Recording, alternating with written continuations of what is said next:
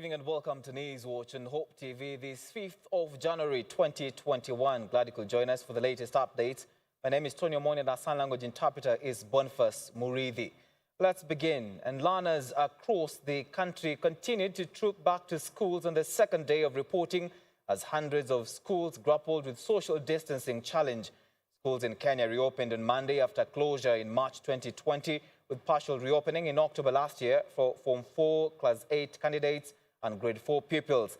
A spot check has shown that both public and private schools had resumed, even though several challenges were reported, including transportation issues, as learners travelled back to schools to and from upcountry. Our reporter Alice Diana begins her bulletin. From yesterday, learners streamed back to school, marking the resumption of learning across the country, with learners required to repeat their classes due to the lost academic year. The first day of reporting to school received an average turnout across the country, with a number of schools spreading out reporting dates to avoid congestion. Walking. Anne has been doing what? Walking. Coast Regional Commissioner John Elungata, who made an impromptu visit at Majiachumvi Primary School in the sub-county of Samburu, Kwale County to assess the reopening of schools, said the turnout of reopening in primary schools was so impressive, noting that the region has so far recorded 85% turnout. There are counties that are higher than 85%, like Mombasa. They are almost 90%, Kilifi. But there are counties that are at 75% going towards 80%. That's Tana River and of course Lamu. But that's because of the pastoral nature of the people living there. We expect that tomorrow most of the kids would have reported back with their parents and they'll be able to go to class. And on the side of social distancing, it's a bit challenging, because in some of our classrooms they are a bit small, so they are sitting in threes per desk. When you talk about sitting maybe outside under the trees, sometimes the weather is not conducive. Elungata cautioned school managers against sending students back home over fear areas, saying they should instead explore dialogue with parents and guardians. The administrator has also directed the local administrators to comb the villages and make sure schoolgirls who are pregnant are brought back in school to continue with their studies. Serikali inasema hata kama mtoto alipata ujauzito, bado atakuja tu endelee na masomo yake mpaka afanye mtihani. Kama yuko standard 7 ama 8. Ule standard 6 atarudi tu asome. Akijifungua anaendelea. So si kitu cha kutilia shaka sana. Tunataka kila mtoto arejee shuleni, kwa sababu shuleni ndio kuna usalama kwa watoto wetu. Today's turnout, you can say it's good. For those who have not reported, you have informed the Assistant Chief's office, and she said she will do the needful. Even as students continue to troop back to schools for the better part of this week, public schools that are already overcrowded and with overstretched resources continue to witness an influx of new students after most parents opted to transfer their children from private schools. A section of parents said they could no longer afford school fees charged in private schools after they lost their income due to the pandemic, while others sought transfers after several private schools shut down due to the hard economic times. Education Cabinet Secretary Professor George Magoha had earlier told public schools to admit learners who want to shift from private institutions. Kule nyumbani tulikuwa hatuna matumaini ya kurudi shule, lakini sasa naona tumerudi shule tuko salama. Namshukuru Mungu kwa hayo. Na huko shule tunafuata maagizo yote ambayo yametolewa na serikali, kuosha mikono, kuvaa barakoa. Kila asubuhi tunapimwa. Nashukuru kwa hayo. Furahi sana kurudi shuleni. Nyumbani nilikuwa natamani sana kurudi shuleni, lakini sasa hivi namshukuru Mwenyezi Mungu kwa kutulinda, kwa kutuongoza, sasa tumerudi shuleni salama. For Hope TV News Watch, I'm Alice Diana. Now, public primary and secondary schools are set to receive 18.6 billion shillings capitation from the government by Friday this week. The announcement was made by Education Cabinet Secretary Professor George Magoha, who has warned head teachers against misuse of the funds. Magoha spoke while on a tour to assess school reopening in Thika and Nyeri. Our reporter Grace Wangoi has the story. The school calendar has begun in full swing. Thousands of learners across the country began their classes today after a long 10-month break, as thousands of others continue to make their way to school. All the children must. Education Cabinet Secretary Professor George Magoha, while on a tour in Githwariga Primary School in Nyeri, confirmed the release of 18.6 billion shillings from the ministry, which should reflect in respective banks by the end of the week. Because of His Excellency the President's intervention, even the secondary schools 14.6 billion were also released yesterday. So the money was released simultaneously, depending on which bank. Don't waste your time on this one. Depending on which bank, perhaps if you bank with KCB, which is the main bank, it will reflect today. If you bank with any other bank, give it 1 or 2 days and the money should be available. The funds are targeted at improving school facilities, purchase of learning material, as well as material to help learners comply with COVID-19 protocols in order for learning to continue seamlessly. The no-nonsense Cabinet Secretary warned school heads against misusing the funds, threatening that perpetrators will be prosecuted. Please use this money for what it is meant for. This time, we want to thank God that we are alive. I have no plans to make any extra money this year. Nobody should have plans for doing so. You should just have plans to keep on praying to make sure that you remain alive and you also help others to be alive. So this money belongs to the children, and God will punish you severely if you even smell the smell of the money. With many parents' financial ability affected by the COVID-19, getting school fees is expected to be a challenge during this season. However, Kenyan parents can breathe a sigh of relief following Magoha's directive that teachers admit all children despite school fees arrears. I've been told that children are being sent away because of development money. Please, if you have any detail of any teacher who is bold enough to return our children home because of development money, give us that information and we shall act very swiftly in the interest of that child. Applauding the turn-up of learners across the country so far, Magoha complimented Githwariga Primary School in Nyeri County for complying with COVID-19 protocols. He has asked Kenyans to cease from politicizing the issue of school reopening, further assuring of the government's support towards provision of face masks to schools in informal settlements and popular schools across the country. To the classrooms, all children are masked, as I had said, as government policy, politics aside. We are going to mask all the children in the slums. And then we shall mask children in very large schools, and there are not very many. There are about 20 of them. And then the rest of the masks we shall keep a spare and provide as and when required. Grace Wangoi, Hope TV News Watch. Meanwhile, government officials in Malindi sub-county have launched a drive to ensure that all students return to school after the long holiday that was occasioned by the COVID-19 pandemic. Deputy County Commissioner Thuo Wangugi told journalists that a multi-agency team has been formed to ensure adherence to all COVID-19 protocols in schools, as well as track down any learners that have not reported back to school. Ngugi has instructed all assistant county commissioners, chiefs and their assistants to submit daily reports documenting students that have not reported back to schools so that action can be taken. Tutahakikisha kwamba kila mtoto atarudi shule. Hata wale walizaa lazima warudi shule.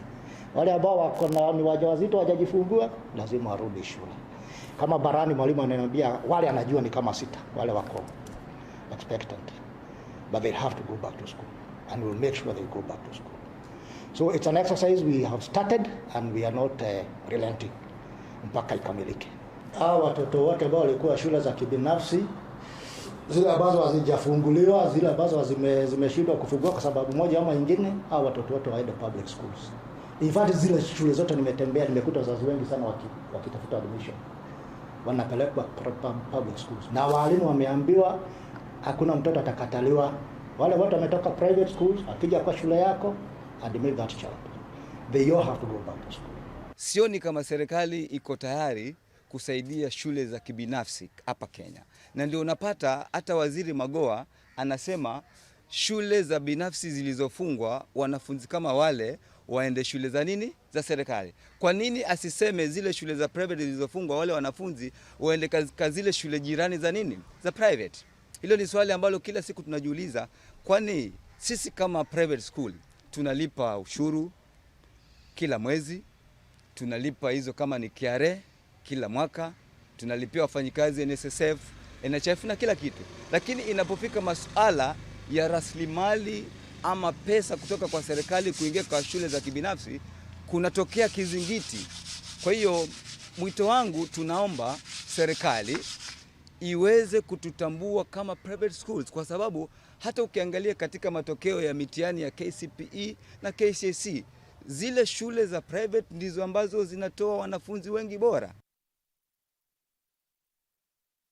Away from that now, clinical officers in the country have threatened to resume their strike in 3 days if the Council of Governors does not begin implementation of the return to work formula that was agreed upon last week. Addressing the media, the Kenya Union of Clinical Officers, KUCO chairperson Peterson Wachira, has slammed the Council of Governors for allegedly intimidating clinical workers. The threat comes a day after the Council of Governors chairman Wycliffe Oparanya released a statement vowing to reject the return to work formula, saying they were not consulted. Mark Kimondo has this report. The Kenya Union of Clinical Officers, KUCO, have threatened to down tools should their return to work formula remain unsigned in the next 3 days. KUCO has pointed an accusing finger at the Council of Governors for revoking the agreement between the Ministry of Health and unions 4 days ago that terminated the industrial action that aroused a flammable cocktail of emotions in the health sector.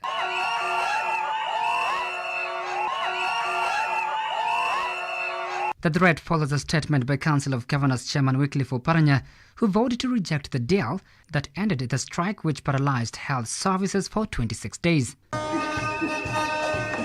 Doctors returned to work a few days ago after signing a deal with Health Cabinet Secretary Mutahi Kagwe, who vowed to address their grievances. There is no health that we can give Kenyans without health workers. All the issues that were raised and itemized have either been addressed or we have given assurance of action, and that me and the Minister for Health will facilitate engagement with any county government or any other department in government to ensure that this return to work formula is sustained. The Kenya Union of Clinical Officers KUCO chairperson Peterson Wachira has complained of intimidation by the county chiefs. A statement to Newsroom from KUCO clears, and I quote, "The Kenya Union of Clinical Officers is in receipt of the letter by the Chairman Council of Governors with utmost shock and dismay on the turn of events after agreeing to a return to work formula for clinical officers on the 1st of January 2021. Addressing the media, Wachira said the Health CS initially sent the return to work formula and the COG had no choice but to ratify it. According to the Council of Governors, the demands raised by the frontline workers are not realistic and will take time to be implemented owing to the harsh economic times brought about by the deadly coronavirus. On Monday, through a statement, COG distanced itself from the return to work formula sent by the Doctors' Union, saying counties have no money to implement the agreement. The Union Secretary General George Gibore has accused the Council of Governors of being unrealistic after saying that the return to work formula should be signed at individual counties, yet it acknowledged the ongoing conciliation at the Ministry of Labour. The medics had terminated their strike on Friday last week, but the agreement remains unsigned by the COG, a situation that may possibly birth a new conflict between the county chiefs and clinicians. Mark Kimondo for Hope TV, Nairobi. Meanwhile, health workers in Mombasa County have faulted the Council of Governors COG for distancing itself from the bargaining agreement which was signed between the national government through the Health Ministry and the Health Workers Union KMPDU. The healthcare workers are now threatening to paralyze health services in government facilities if their grievances are not addressed. Through their representatives, Peter Maroko, the Secretary, Kenya National Union of Nurses, Mombasa chapter, and his clinician counterpart, Franklin Makanga, the workers vowed to down their tools and paralyze health services in government health facilities pending payment of their salary arrears and statutory remittances. The health workers have called on the county government of Mombasa, led by Governor Hassan Joho, to resolve the matter and allow citizens to get their much-deserved health services.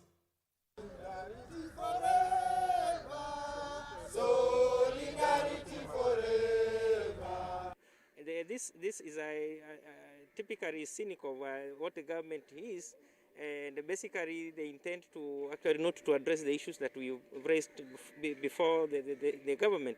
Issues to compensate our colleagues who have succumbed. It's not a matter that you can discuss for a period of more than 1 month. And this is an issue that is in law, and it needs to be addressed collectively between the national government and the Council of Governors. And when the Council of Governors actually withdraws or the links itself from the negotiations that were ongoing and which they were party to, it tells us a lot. And as nurses, since we have not entered into an agreement, we need to be cautious of what the Council of Governors are doing. It is very clear that the Council of Governors and the county governments have no goodwill, or they have no commitment at all when it comes to about the issues of health in this country.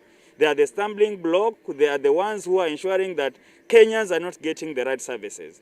And this one now reminds us that we need a way of approaching the issues of health provision in this country, because we've seen the games they're playing, and we want to say that they're rattling us, and we will bite, because time has come that as healthcare workers, we stand for what is right. We know what is right, and there's no way we can continue engaging them if they are going to play these mouse and cat games. Let's now look at the COVID-19 statistics. The country has recorded 219 new coronavirus cases after testing a sample size of 5,413 in the last 24 hours, bringing the total number of confirmed cases in the country to 97,127. Of the new cases, 170 are Kenyans, while 49 are foreigners.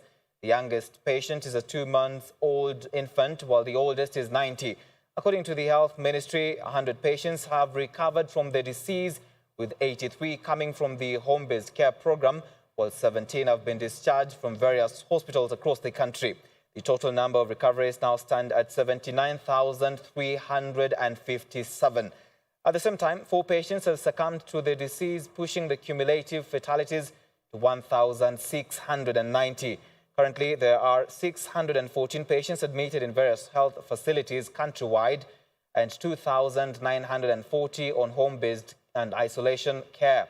29 patients are in intensive care unit ICU, 15 of whom are on ventilatory support and 11 on supplemental oxygen.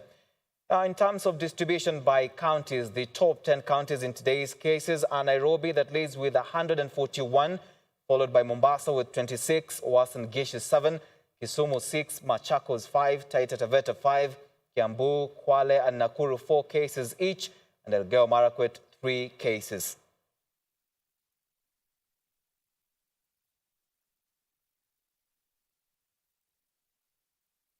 With that, let's now take a short break on News Watch. Still have more coming up after the break.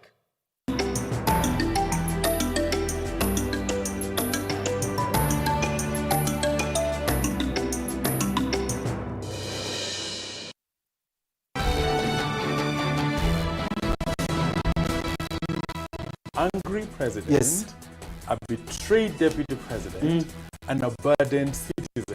The spirit of BBI, we are losing it. How do we end up with immoral people leading the moral? Candid talk. At the core of our being, we are spiritual. How should the church at this particular time show leadership? As long as God is not done with us, or He's not pleased with our repentance or our turning to Him, we may still continue suffering the consequences. Bold approach. Whatever you bind on earth is bound in heaven. Whatever you loose on earth is loose.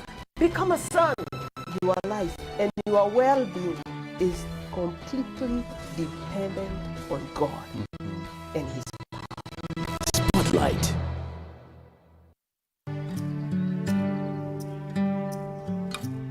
Join John Carson every weekday as he takes us on a journey through the Bible. Whoever shall seek to save his life, if you go back to living for yourself, you're going to lose it. But whoever shall lose his life, give up his life for my sake, he shall preserve it. Enjoy interesting, knowledge-packed, yet simple teachings through his humor and in-depth understanding of God's Word. The last people that tried to put God in a box, literally, he rose again. He wouldn't stay in their compartment. If God was small enough for me to figure out, he wouldn't be big enough for me to worship. Tune in to Hope TV for John Carson every 10 p.m., 4 a.m., and 10 a.m. weekdays on Hope TV, where you look and live.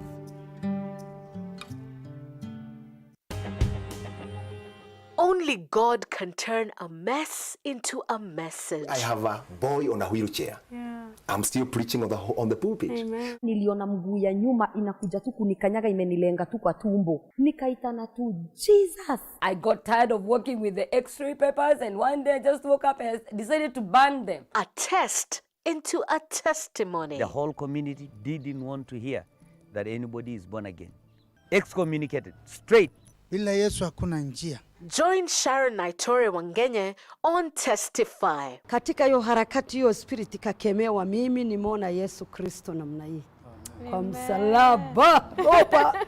Hallelujah. Hallelujah. Every Thursday at 8 p.m. for a moment to grow your faith some more.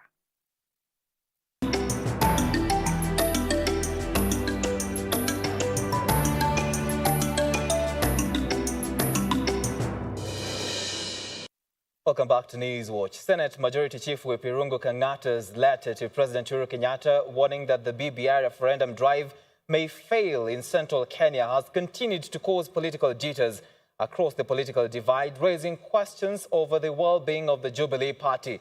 Even though the letter is receiving support from a section of politicians in DP William Ruto's camp, Machakos Governor Dr. Alfred Mutua, who supports the BBI, says Kang'ata should not be condemned for writing the letter. Kang'ata has since acknowledged writing the letter but insisted that it was prematurely leaked to the media. Dickens Levander brings us this report. It is evident that all is not well in President Uhuru Kenyatta's Jubilee camp after a letter by Senate Majority Whip Irungu Kang'ata, a letter that has caused political jitters from various quarters.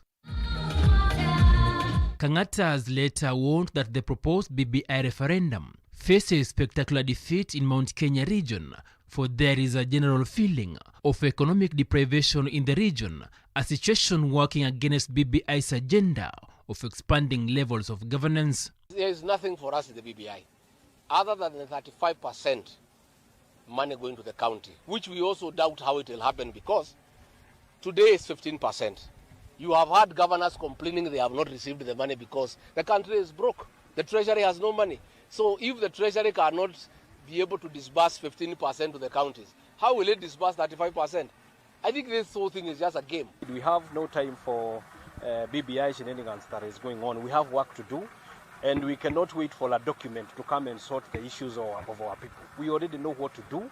If we have resources, we are doing it practically. However, some of President Uhuru Kenyatta's allies have claimed Deputy President William Ruto is the hand behind the letter in an effort to derail the BBI train, with the letter also triggering political suspicion in ODM party leader Raila Odinga's camp. Kang'ata already acknowledged authoring the letter, but clarified that it was prematurely leaked to the media, with Elgeyo Marakwet Senator Kipchumba Murkomen vowing to stay put in support of the Murang'a senator in case there will be a plan to oust him from the Senate Majority Whip position, which was previously occupied by Nakuru Senator Susan Kihika before she was shown the door last year.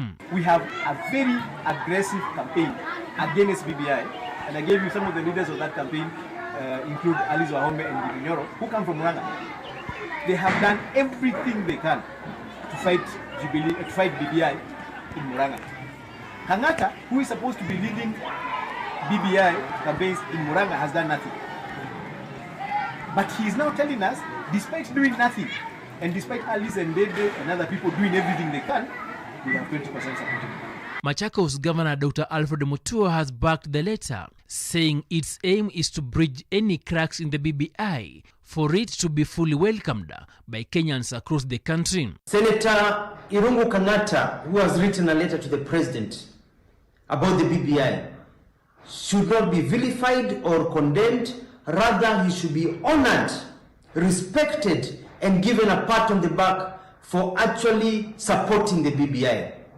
This letter is very good for BBI because look, for example, we've seen not less than 10 governors of the Mount Kenya region come together and say that all is well and that this is just a perception of Senator Irungu Kangata. What does that mean? It means that this topic is now at the top of the table. It also means that these governors and other leaders in that region will ensure that BBI succeeds. Deacon Luvanda, Hope TV News Watch. Let's move to the counties now. Residents of Muricho area in Nyandarua County have decried the poor state of roads in the area, citing negligence by both levels of government. The residents say their efforts to seek for repairs had proven futile, with both leaders from the national and county government shifting the blame on each other. Speaking while they joined hands to mend the Muricho and Aragua road, the residents noted that the state of the road had greatly affected their agricultural activities, especially delivery of farm produce to the market. The residents have since called on both levels of government to come clean on who should repair the road. Tungetaka wale tumechagua tunawapenda waje wakuje tusaidiane watutengenezee hii barabara. Kwa sababu yake wakati unaona mvua inanyesha, wamama wale wanapata watoto wanapatia jiani, hawafiki hospitali, watu gari haiwezi kuingia hapa nyingi. Kuna wakati punda anakuja kusaidia watu kuondoa jiani. Tuna mimea tumepanda, kuna maziwa na tunakosa namna ya kupeleka kwa Nyara. Tunawaomba wakuje tuwe pamoja tutengeneze barabara. Tunawapenda sana. Tutengenezewe hii barabara. Hii ni barabara kadogo, hii kilomita 8. Tukienda kwa serikali kubwa tunaambia turudi kwa county government. Tukienda kwa county government tunaambia tuende kwa national government. Sasa sisi tunaona tu tuseme ni serikali, sababu hatujui vile wanagawana kazi. Kwa hivyo nyinyi serikali pahali muko, muje tu hapa mashinani. Tuwe tukiongea na nyinyi mtuambie sisi wananchi tuko wapi. Uasin Gishu Governor Jackson Mandago has strongly condemned those working to disrupt peace in Uasin Gishu County and the entire North Rift region. This follows alleged tribal leaflets over the weekend that warned people from other parts of the country residing in Cape Karen area in Uasin Gishu to leave immediately before they are forcefully evicted. Mandago addressed the press, flanked by his deputy Daniel Chamno, where he urged the security agencies to investigate with speed and apprehend those behind the distribution of highly defamatory leaflets meant to incite communities in Cape Karen, Kapseret sub-county. Katika kaunti hii hakuna jamii ama mtu yeyote anatishiwa kwa sababu ya kabila yake. Sisi kama serikali ya kaunti na viongozi wa hapa tunajua tumeweka misingi na mpangilio ya kuhakikisha wananchi wanaishi wote kwa amani na kwa pamoja. Na kwa hivyo mimi nataka kusema kwa hizo vijikaratasi ambazo nasikia zilitupwa kule sehemu za Kenya, ya kuwa hiyo ni baadhi ya watu wachache ambao hawana nia nzuri katika kaunti hii. Tunataka tuambiwe ni kina nani na wako wameshikwa na wapelekwa kotini. NIS hawezi tuambia wako katika kaunti hii na wajui ni nini inaendelea. Na kama kwa kweli wajui nini inaendelea, basi waondolewe watuletee watu wengine. And Joseph Wekesa Simiyu alias Majimbo Kalasinga is the Ford Kenya Party flag bearer for the Kabuchai constituency by-election after garnering 70 delegates' votes against Eric Wanyonyi, who garnered 32 votes with 3 spoilt votes. The results were declared by the party's Director of Elections, Khadija Mustafa, who said the exercise held at the CDF offices, Musese Market, was free and fair. The primaries were done through a delegate system from 8:30 a.m. as agreed by the candidates and as stipulated within the provisions of the party's constitution. Ford Kenya party leader Moses Wetangula, who also participated in the primaries, commended Joseph Wekesa in his quest to succeed the late James Lusweti, who passed on last month.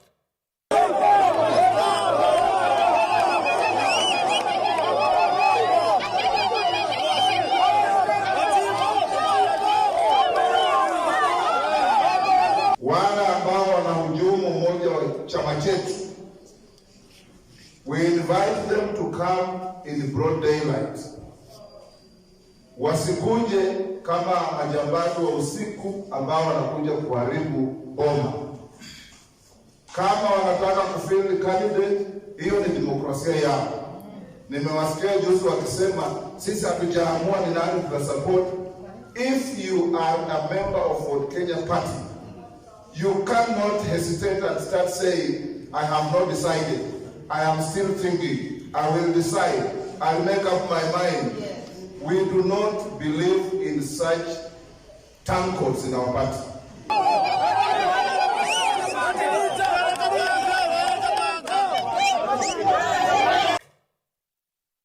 Taita Taveta County Governor Granton Samboja has commissioned Weruga Vocational Training Center, VTC, the first ever in the area, saying the institution will ease pressure rising from youth unemployment. Governor Samboja noted that those who successfully complete their courses can venture into self-employment and entrepreneurship to ensure sustenance. Weruga VTC, which has an enrollment of 113 students, will offer courses in masonry, electrical, garment making, carpentry and joinery, driving and vehicle mechanics. Nataka nipongeze wale watoto wote 113 kwamba mmeona mbele, watu wote hawezi andikwa kazi. Hata juzi nimesema tumetangaza kazi fulani pale kwa county, sisi internally tulijua ni watu 3 tunataka peke yake, lakini zaidi ya watoto 2000 walituma maombi ya kazi. Hiyo inamaanisha asilimia kubwa ya vijana hawana ajira, na njia pekee ya kujisaidia ni kupata ujuzi. Tumekubaliana kwamba 1 milioni tutatoa ili ilete vijana wengi wapate mafundisho katika chuo hichi chetu cha Polytechnic. Niwafahamishe zile kozi ambazo zitaendelea.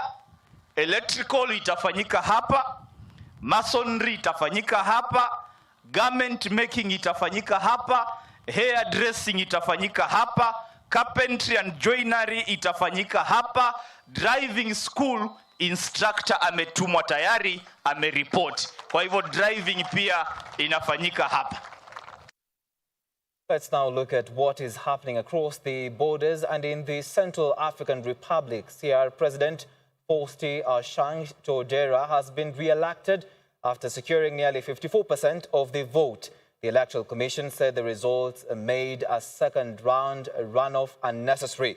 Former Prime Minister Anissa Roge Pologuele finished a distant second with just 21% of the vote, while Martin Ziguale finished third with 7% of the vote. There were a total of 16 candidates running for presidency, including 3 women. The vote took place despite an offensive by a coalition of armed rebel groups, which left thousands unable to cast their ballots. Opposition candidates have said the election was riddled with massive irregularities. The government has accused the former president, Francois Bozize, who was barred from standing in the poll, of staging an attempted coup. He has denied the allegations but said he supported the rebels.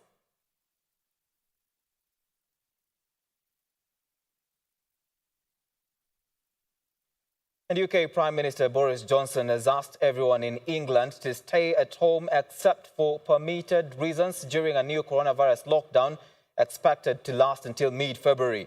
All schools and colleges will close to most pupils and switch to remote learning from Tuesday. Boris Johnson warned the coming weeks will be the hardest yet amid surging COVID-19 cases. He said those in the top 4 priority groups will be offered a first vaccine dose by mid next month. Scotland yesterday issued a stay-at-home order, and Wales said schools and colleges will shut until 18th January for most pupils. In England, we must therefore go into a national lockdown which is tough enough to contain this variant. That means the government is once again instructing you to stay at home. You may only leave home for limited reasons permitted in law, such as to shop for essentials, to work if you absolutely cannot work from home, to exercise, to seek medical assistance, such as getting a COVID test, or to escape domestic abuse. With the arrival today of the UK's own Oxford AstraZeneca vaccine, the pace of vaccination is accelerating. By the middle of February, if things go well, and with a fair wind in our sails, we expect to have offered the first vaccine dose to everyone in the 4 top priority groups identified by the Joint Committee on Vaccination and Immunisation. All right, that's where we end our broadcast tonight. Thank you so much for watching Hope TV News Watch. My name is Tonny Omondi, and our sign language interpreter has been Boniface Muriithi. Have a good night and God bless.